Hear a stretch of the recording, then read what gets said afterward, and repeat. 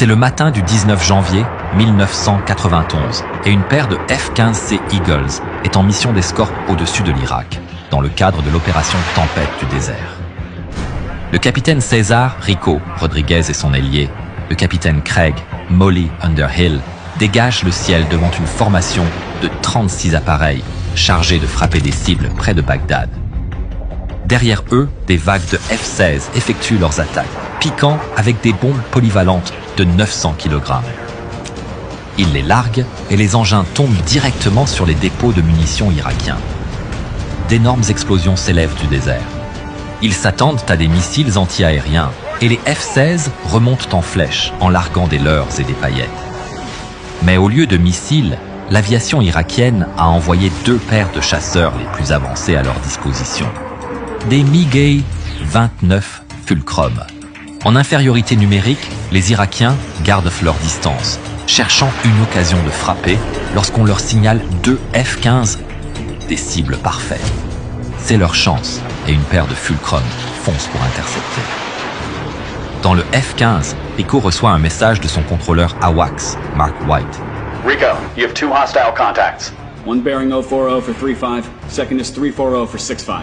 Roger, we'll take the 040. Rico choisit la cible la plus menaçante et il se tourne pour engager. Les radars frontaux des F-15 détectent le contact et il apparaît sur leur écran. Contact. Mais ce n'est pas le seul avertissement.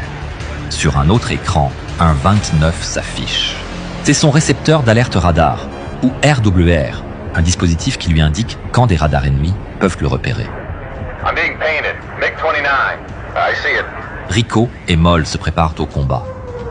Les 2 paires d'ennemis, tous des chasseurs de 4e génération, se tiennent en joue et foncent l'un vers l'autre dans une joute supersonique. Rico sélectionne un missile AIM-7 Sparrow. Mais les Irakiens ont un plan.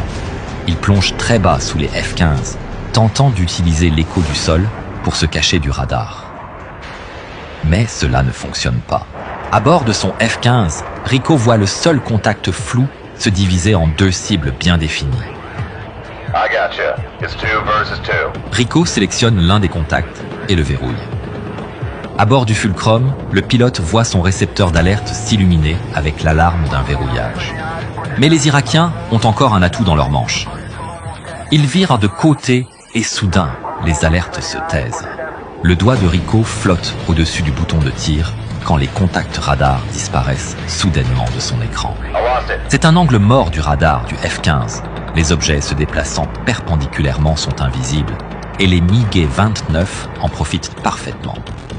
Rico est frustré, mais c'est une tactique connue. L'ennemi réapparaît sur le radar à 12 milles nautiques. Contact. Il verrouille à nouveau la cible, mais ne tire pas. Le missile AIM-7 Sparrow a besoin d'un verrouillage continu pendant tout son vol. Et il sait que l'ennemi va réintégrer l'angle mort avant que le missile n'ait le temps de l'atteindre. Encore une fois, l'ennemi disparaît. Lost it again.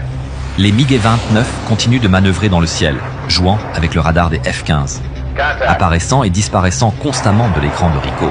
Maintenant, une distance de 12 milles nautiques. Lost it again. Rico comprend leurs manœuvres. Les Fulcrum les entraînent avec eux. Sur la WACS, Mark White garde un œil sur la situation. Alors que les F-15 changent de direction, ils quittent l'espace aérien dont Mark est responsable. Et conformément au protocole, ils transfèrent Rico et Mollet à un autre contrôleur AWACS. Rico et Moll continuent la poursuite dans le ciel quand soudain leur RWR retentit et se remplit de signaux devant eux. C'est tout un champ de missiles solaires S-125 Neva déployés pour défendre Bagdad. L'ennemi essaie de les attirer dans un champ de tir mortel.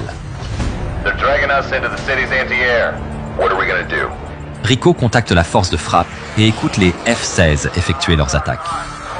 Il sait que s'il s'éloigne avec son ailier, les F-16 seront sûrement interceptés par les MiG. Il prend une décision audacieuse. Hold position. Keep pushing the bandits away until the strikes are done. Then we can get out of here. Ils maintiennent leur altitude et poursuivent délibérément vers le piège ennemi, gagnant le temps nécessaire pour la force de frappe. Le hardware émet un clic à chaque balayage radar ennemi sur les F-15, devenant de plus en plus fréquent. Mais les Irakiens ont encore un plan rusé. Ils savent que les Américains voient les missiles. Ce ne sont pas eux le piège, ce sont eux la diversion. Un troisième MiG-29 fonce sur les F-15 depuis leur flanc gauche, hors du champ de vision du radar avant des F-15, et avec son propre radar éteint pour ne pas apparaître sur le RWR des F-15. Bien que le combat ne soit plus dans sa zone de responsabilité, dans son AWACS, Mark White continue d'observer la situation qui évolue. Il voit le nouvel ennemi approcher et comprend immédiatement le danger. Mais pour une raison inconnue, les F-15 ne réagissent pas au contact entrant. Ils continuent leur trajectoire, même lorsque l'appareil ennemi est à 18 milles nautiques. White devient nerveux. C'est bien à portée des missiles R-27. À 16 000, toujours aucune réaction des F-15. Il pense à parler à la radio, mais il craint qu'en les distrayant au milieu du combat, il n'aggrave la situation. 15 000, toujours aucune réaction. 14 000. White décide d'agir. Pop-up, contacts, 330 degrees for 13 miles. Juste à temps. Rico entend l'appel et largue instantanément ses réservoirs externes et vire brutalement vers le nouveau contact avec de la vapeur couvrant ses ailes. Au moment où son nez pointe vers le fulcrum entrant, il apparaît sur son radar. À seulement 8000, bien à l'intérieur de la portée de tir de chacun. En même temps, le pilote irakien, volant à l'aveugle sans radar, est informé que les Américains sont juste devant lui. Il allume son radar et Rico apparaît sur son écran. Avec ce geste, le sinistre 29 s'affiche sur le RWR de Rico. Les deux chasseurs de pointe sont désormais conscients l'un de l'autre et s'approchent à vitesse supersonique. Rico sélectionne la cible sur son écran et la verrouille, mais il ne tire pas. Les règles d'engagement exigent que tout contact détecté à moins de 10 000 soit identifié visuellement au cas où il s'agirait d'un F-117, Nighthawk allié. Même avec le 29 sur le RWR et le danger imminent, Rico retient son tir et ordonne à Mollet de lancer l'identification ami-ennemi du contact. Mais il n'y a pas le temps. L'Irakienne sélectionne l'appareil de Rico et le verrouille. Le RWR de Rico hurle une alerte de verrouillage. Il se retourne aussitôt et plonge en libérant des paillettes réfléchissantes au radar. Mais cela ne fonctionne pas. Le RWR continue de hurler à son oreille, l'avertissant d'un danger imminent alors qu'il descend depuis 30 000 pieds à la vitesse du son. Rico fouille le ciel des yeux, cherchant désespérément l'ennemi.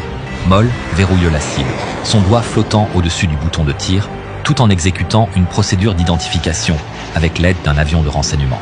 Les secondes paraissent éternelles jusqu'à ce qu'on lui donne l'autorisation d'engager. Il reçoit le feu vert et appuie sur le bouton. Le missile IM-7 Sparrow est tiré sous le F-15 dans un panache de fumée. Rico le voit fendre le ciel, la traînée de fumée passant entre ses dérives. Il suit la traînée de fumée des yeux et aperçoit enfin le MiG-29 pointant son nez vers lui. Mais il n'a pas le temps de tirer. Le Sparrow fonce et frappe directement le nez de l'appareil. Un éclair géant et le MiG-29 se désintègre, se transformant en une traînée noire d'huile et de débris. Un grand soulagement envahit Rico alors qu'il redresse l'avion à seulement 150 mètres d'altitude.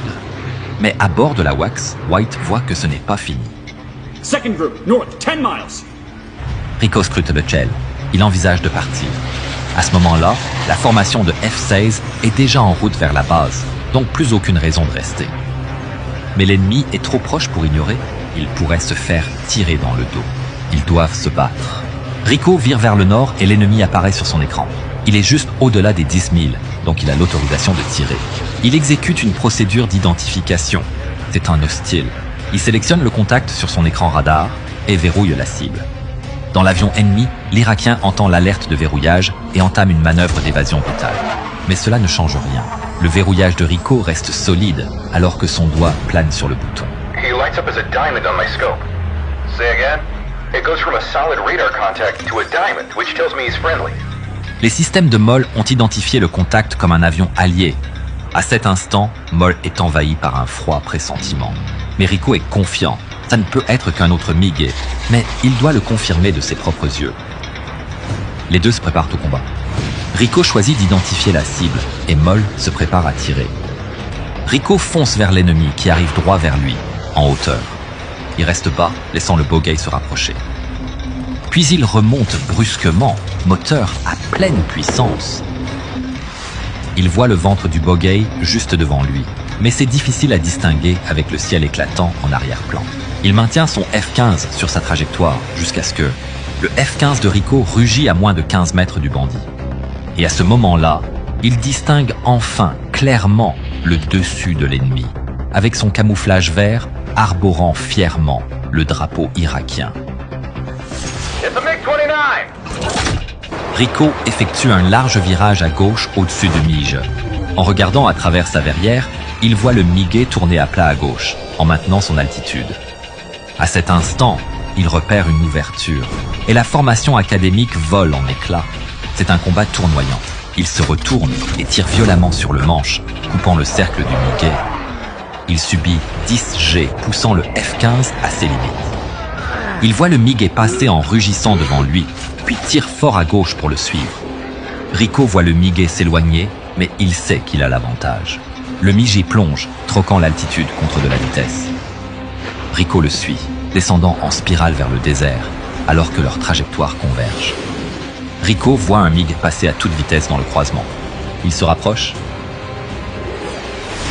Il tire fort, sentant le sang lui descendre de la tête, alors qu'il fait tout pour placer le fulcrum dans sa ligne de mire. Là-haut, Moll voit son leader engagé avec l'ennemi et repère une opportunité.